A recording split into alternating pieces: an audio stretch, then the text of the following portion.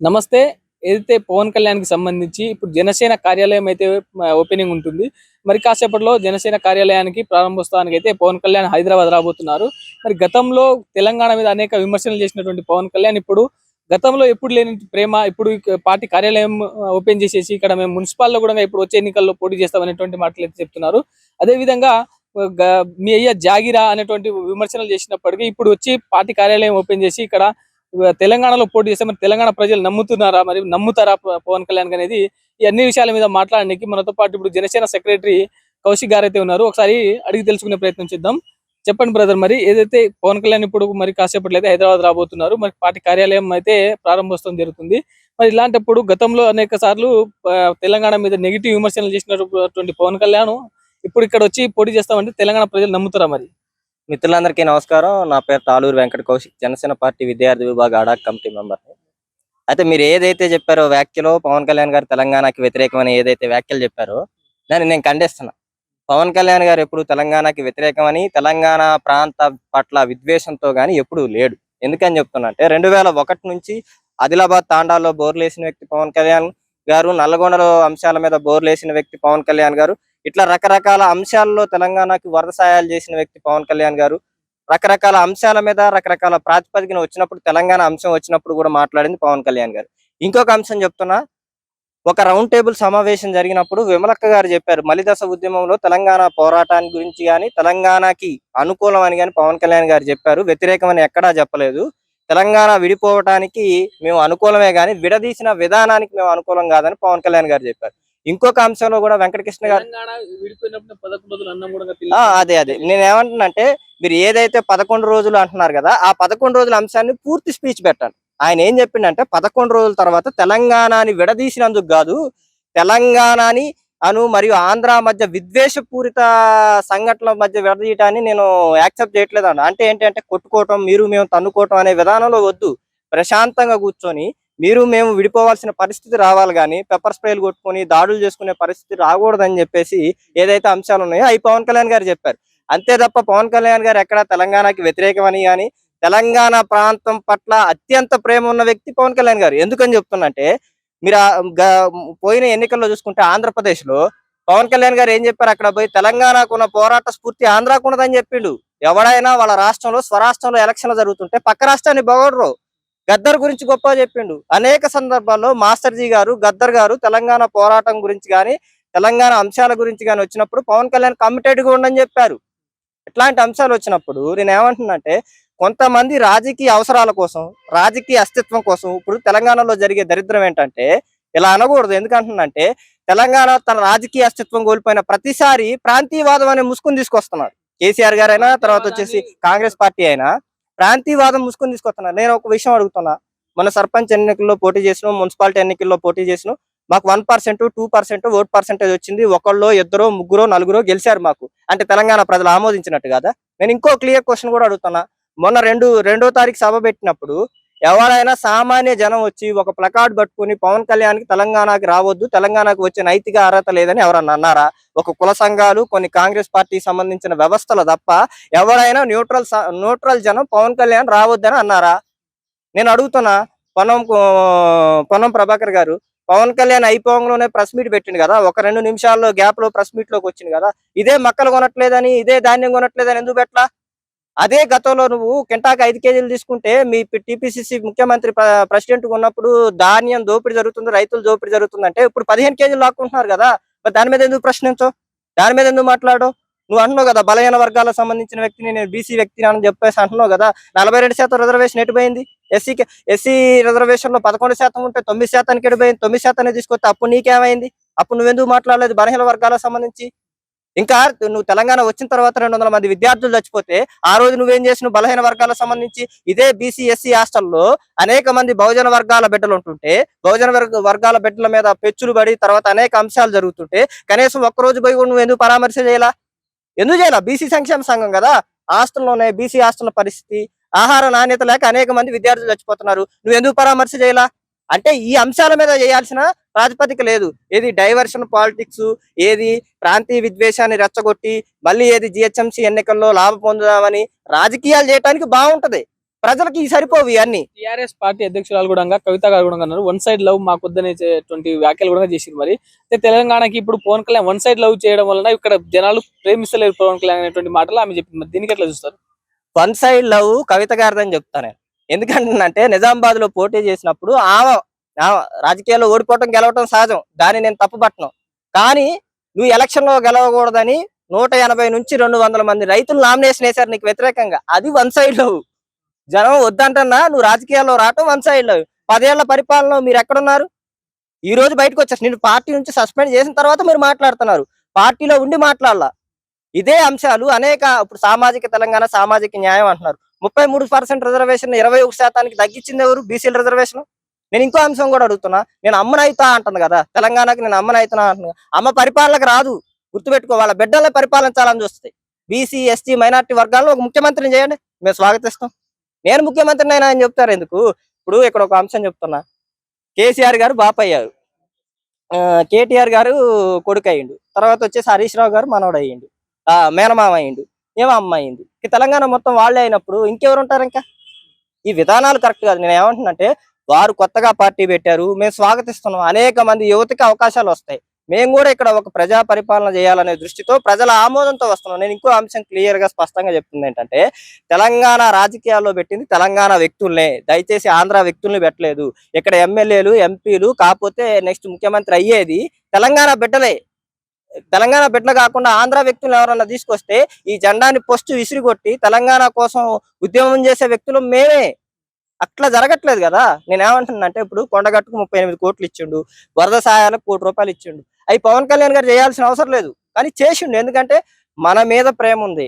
నాయకుడికి ఏంటంటే ప్రజా సమస్యల మీద దృష్టి ఉండాలి, ఒక కోణం ఉండాలి. ఆ కోణం ఆయనకు ఉంది, అది మేము నచ్చును. ప్రజాస్వామ్యంలో ఎవరినైనా చూజ్ చేసుకునే అధికారం మాకు ఉంటుంది. మేము తెలంగాణ బిడ్డలుగా చూజ్ చేసుకున్నాం, దాన్ని తప్పంటే మేము ఒప్పుకోం. ఇప్పుడు నిన్న ఒక న్యూస్ అయితే చూసిన, పవన్ కళ్యాణ్ గారు హైదరాబాద్ వచ్చి ఒక ఆయన అభిమానిని కలిసి ఆయనకు ఆయన చూడాలని చెప్తే పవన్ కళ్యాణ్ వచ్చి ఆయనతో సెల్ఫీ దిగడం, ఆయనకి ఇది సిగ్నేచర్ చేసి ఇవ్వడం చూసినాము. అలాంటప్పుడు ఇప్పుడు ఖమ్మంలో కూడా ఒక అమ్మాయిని, మైనర్ అమ్మాయిని రేప్ చేసి అక్కడ అయితే బీఆర్ఎస్ కార్యకర్త ఉన్నారో వాళ్ళని రేప్ చేసి వాళ్ళని హాస్పిటల్లో ఉంది. మరి దానికి ఎందుకు ఓదార్చడానికి పోలేదు పవన్ కళ్యాణ్? అంటే ఇప్పుడు అది రాజకీయ అంశం కాదన్న, ఆ బాలుడు కోరిక మీద వచ్చారు, దాన్ని రాజకీయ అంశం చేయడం కూడా సమంజసం కాదు. దయచేసి తెలంగాణ రాష్ట్రంలో అనేక మంది నాయకులు అందరు పోయి ఆ బాలికను పరామర్శిస్తున్నారు. పవన్ కళ్యాణ్ ఎందుకు తెలంగాణ రాష్ట్రం మీద ఉన్న ప్రేమ? నేను ఏమంటున్నానంటే మా తెలంగాణ నాయకత్వం స్పందించింది దాని మీద. తెలంగాణ నాయకత్వం కూడా పోరాటం చేసింది. ఆ పాప దగ్గరికి వెళ్ళి స్పందించారు. ఆర్కే సాగర్ గారు వెళ్ళారు, తర్వాత రకరకాల వ్యక్తులు వెళ్ళారు. ఇది రాజకీయానికి సంబంధించిన అంశం కాదు. స్పందించింది తెలంగాణ జనసేన నాయకత్వం స్పందించింది. ఖచ్చితంగా 100% స్పందిస్తాం. దాని విషయంలో ఎటువంటి భేషదాలు లేవు, లేకపోతే ఎటువంటి ప్రాంతీయ ఇదేమీ లేదు. మేము స్పందించాల్సి వచ్చినప్పుడు సమస్యల మీద, ప్రజా సమస్యల మీద 100% స్పందిస్తాం. ఇప్పుడు ప్రాంతీయవాదం అనేది ఒక అంటే తీవ్రవాదం లేకనేటువంటి ఆరోపణలు కూడా వచ్చినాయి. మరి దీనికి ఎట్లా చూస్తారంతా? అన్న నేను ఒక విషయం చెప్తున్నా, దయచేసి మా దాంట్లో ఏంటంటే పవన్ కళ్యాణ్ గారు ఏం మాట్లాడినా మా దురదృష్టం ఏంటంటే దాన్ని మొత్తాన్ని చూడకుండా కొన్ని అంశాలు తీసుకొచ్చి దాన్ని లాగి తెలంగాణ వాదానికి చుట్టడం అనేది దారుణం అన్న. ఆయన ఏం చెప్పిందంటే నీ ప్రాంతానికి నష్టం జరిగేటప్పుడు పోరాటం చేయడంలో తప్పు లేదు, ప్రాంతీయవాదం ఉండాలి, కానీ మితిమీరిన ప్రాంతీయవాదం ఉండకూడదు అంటారు. ఇప్పుడు జ్వరానికి టాబ్లెట్ ఉందన్న, ఒకటి వేసుకోవాలి, 4 వేసుకుంటే ఏమైంది? చచ్చిపోతావు. అలాగే ప్రాంతీయవాదం ఉండాలి. మితిమీరిన ప్రాంతీయవాదం వస్తే ఏంటంటే సమగ్రతంగా ఇప్పుడు ఇది ఏంటి, యూనియన్ ఆఫ్ అంటే రకరకాల రాష్ట్రాలతో కలిసి ఉన్న భారతదేశం. నీకు మితిమీరిన ప్రాంతీయవాదం అయితే ప్రతి ఒక్కటి ప్రత్యేక దేశం కావాలంటారు, లేకపోతే ప్రతి ఒక్కరికి ప్రత్యేక విధానాలు కావాలంటారు. నీ ప్రాంతానికి అన్యాయం జరిగినప్పుడు, నీ ప్రాంతానికి నష్టం జరిగినప్పుడు, నీ ప్రాంతాన్ని అవమానించినప్పుడు, నీ భాషను అవమానించినప్పుడు, నీ వేషధారణ అవమానించినప్పుడు ఖచ్చితంగా నువ్వు స్పందించాలి. తెలంగాణ బిడ్డలుగా మేము పోరాడతాం. కానీ దీన్ని ముసుగ్గా పెట్టుకొని ప్రతిదానికి దీన్ని అప్లై చేస్తామంటే మాత్రం ఇది సమంజసం కాదు, ప్రజలు హర్షించరు. ఇప్పుడు ఇన్ని రోజులు గుర్తులేని పవన్ కళ్యాణ్ గారికి ఈ రోజు కార్యాలయం ఓపెన్ చేసి మరి అంతా నేను తెలంగాణకి నేను సాయం చేసిన, ఇన్ని కోట్లు దానం చేసిన అన్నట్టు మాటలన్నీ ఇప్పుడు ఆయన ఓటేయాలని చెప్పేసి అంటున్నారు. మరి నేను ఏమంటున్నానంటే పార్టీ ఆఫీస్ ఓపెన్ చేసింది గతంలో ఎప్పటి నుంచో ఉంది, 2014 నుంచి ఉంది. ఇప్పుడు మంచి ఆఫీస్ ని, ఫుల్ ప్లెజర్ ఆఫీస్ ని ఓపెన్ చేస్తున్నారు. పవన్ కళ్యాణ్ గారు దానాలు చేశారనో లేకపోతే ఇంకొక అంశాలు చేశారనో మేము చెప్పట్లా. వాళ్ళు మమ్మల్ని అడుగుతున్నారు తెలంగాణకి మీరు ఏం చేశారని. ఆ సందర్భంలో మేము ఏం చేసినో చెప్పాలి. ఇప్పుడు రేవంత్ రెడ్డి గారు ఉన్నారు, ఒక స్కీమ్ ఇస్తే పేపర్ లో ఫుల్ ప్లేజ్డ్ యాడ్ వేస్తుండో, ఎందుకు వేస్తుండో? ఒక స్కీమ్ ఇస్తే ఎల్బీ స్టేడియాన్ని పిలిచి పథకాలకి పేపర్లు ఇస్తుండో, ఎందుకు ఇస్తుండో చెప్పండి. మరి ఇప్పుడు మమ్మల్ని అన్నప్పుడు మరి మీరు చేసేది ఏంటి? మీరు కూడా వేయొద్దు, మీ డబ్బులు అయ్యి పవన్ కళ్యాణ్ గారు ఇచ్చే సొంత డబ్బులు. మరి మీ డబ్బులు కావు కదా, తెలంగాణ ప్రజల డబ్బులు. మరి మరి మీరు ఎందుకు వేసుకుంటున్నారు? తెలంగాణ అమరవీరులు. ఇప్పుడు నేను ఏమంటున్నానంటే అన్న, ఇదే ప్రాంతీయవాదం వల్ల తెలంగాణకి ఏం న్యాయం జరిగింది నేను అడుగుతున్నా. ఇదే ప్రాంతీయవాదం ఇది ఒక 10 సంవత్సరాలు, ఇలా ఒక 2 సంవత్సరాలు, 12 సంవత్సరాల పరిపాలనలో తెలంగాణ అమరవీరులను గుర్తుంచుకున్నాం మనం.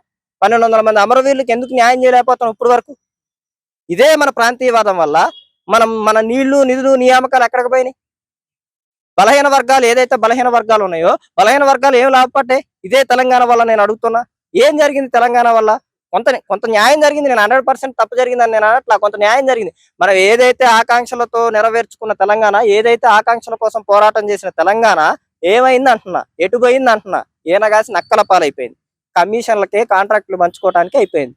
పర్సంటేజ్ల పాలన నడుస్తుంది, ప్రజాపాలన నడట్లా. ఇది పర్సంటేజ్ల పాలన. ఏ టేబుల్ మీద ఎంత పెడితే ఆ ఫైల్ పుట్టప్ అయింది, శాంక్షన్లు అయితే.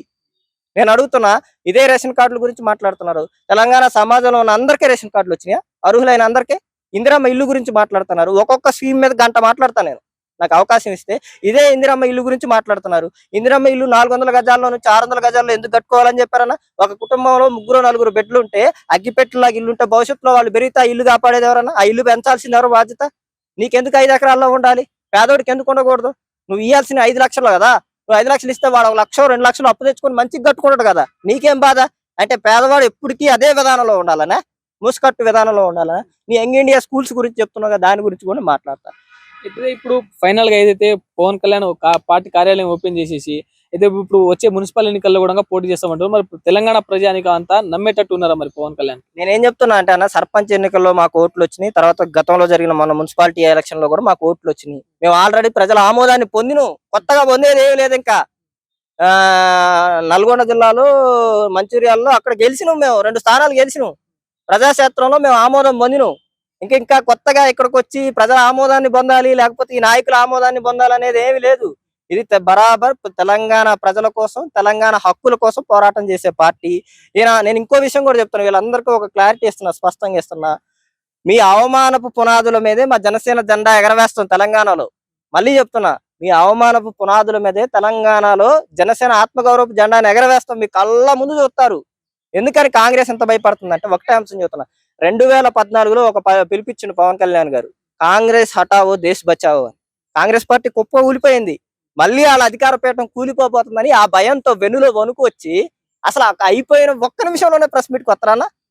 అసలు నాకు తెలిసి ఇంకా పవన్ కళ్యాణ్ గారు ఎప్పుడు ఆపుతారు నేను మాట్లాడతాం అన్నట్టు వచ్చింది. నేను ఇంకో విషయం కూడా అడుగుతున్నానా, ముఖ్యమంత్రి గారు ప్రతి అంశం మీద స్పందిస్తారు, ఏ అంశాన్ని వదిలిపెట్టరు. కానీ పవన్ కళ్యాణ్ గారి అంశం వచ్చేసరికి పవన్ కళ్యాణ్ గారు ప్రశ్నించారు, పొన్నం ప్రభాకర్ గారు సమాధానం చెప్పారు. ఎందుకన్నా డిప్లొమసీ ఎందుకు మెయింటైన్ చేస్తాడో అంటే ఇప్పుడు పొన్నం ప్రభాకర్ గారిని కూడా ఎందుకు పెట్టారంటే, బలహీన వర్గాలకు సంబంధించిన వ్యక్తి, బీసీ మంత్రి. ఒకవేళ మేము పొన్నం ప్రభాకర్ మీద దాడి చేసినాం అనుకో, బీసీ వర్గాల మీద దాడి అంటారు. పొన్నం ప్రభాకర్ గారి మీద మేము మాట్లాడితే బీసీ వర్గాల మీద దాడి అంటారు. ఇది ఒక స్ట్రాటజికల్ గా క్రియేట్ చేసిన ఒక స్ట్రాటజీ, లూపు, మోసం. ఇప్పుడు జనసేన పార్టీ ఇక్కడ తెలంగాణ రాష్ట్రంలో వస్తుందంటే దాని వెనకాల మొత్తం బీజేపీ పార్టీ ఉందనేటువంటి ఆరోపణలు వస్తున్నాయి. ఇది నిజమేనా అన్నా? ఇప్పుడు కాంగ్రెస్ పార్టీ ఎంఐఎంతో పొత్తుంది, సిపిఐతో పొత్తుంది. అంటే ఎంఐఎం సిపిఐ నడిపించినట్టు కాంగ్రెస్ పార్టీ నడుస్తుందా? అదే భావజాలమా? అదే కరెక్టా? మేము బీజేపీతో పొత్తున్నాం, అలయన్స్ లో ఉన్నాం, మీరు అలయన్స్ లో ఉన్నారు. అంటే బీజేపీ చెప్పినట్టు మేము నడుస్తుంటే, మరి మీరు ఎంఐఎం సిపిఐ చెప్పినట్టు మీరు నడుస్తున్నారని మేము అనాల్సి వచ్చింది. మరి మీరు మా వైపు 1,000 చూపిస్తే 1000 ఏళ్ళు చూపించాల్సి వచ్చింది. ఇప్పుడు రాజకీయాల్లో సహజ ప్రాసెస్ ఏంటంటానా, కొత్తగా ఎమర్జ్ అయ్యే సిస్టమ్ ఏదైనా ఉన్నా ప్రమాదం వాళ్ళకి వచ్చినప్పుడు వాళ్ళు డబ్బులు ఇచ్చారనో, లేకపోతే ఇంకొకరు నడిపించారనో, ఇంకొకరు ఏదో చేశారని ఈ రాజకీయ ఆరోపణలు రావడం చాలా సహజం. అందుకే నేను చెప్తున్నా, వాళ్ళ పద్ధతిలోనే మా వెనక బీజేపీ ఉంటే మీ వెనక ఎంఐఎం ఉంది, మీ వెనక సిపిఐ ఉంది.